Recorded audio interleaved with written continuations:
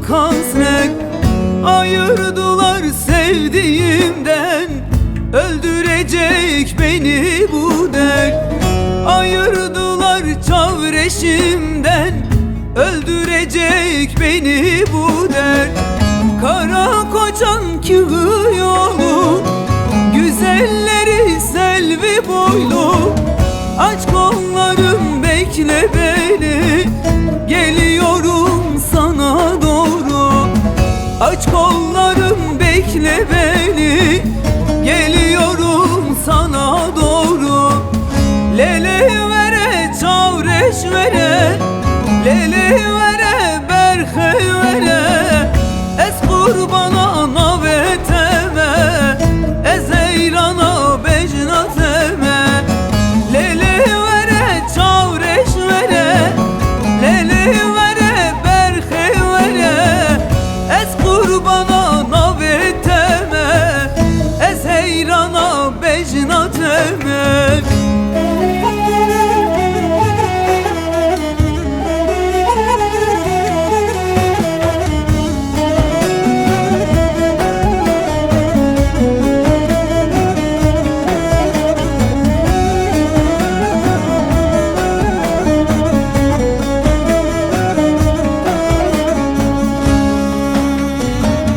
Erimez dağların karı, dinmez gönlümün efkarı.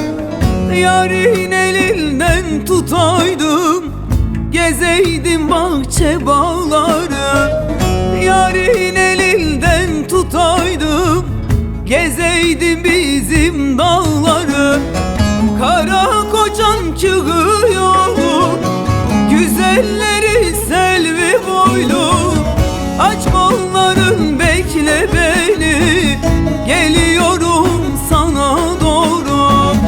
Aç kolların bekle beni, geliyorum sana doğru. Lele vere çavreş vere, lele vere berhe vere. Ez kurbana naveteme, ez eyrana becnateme.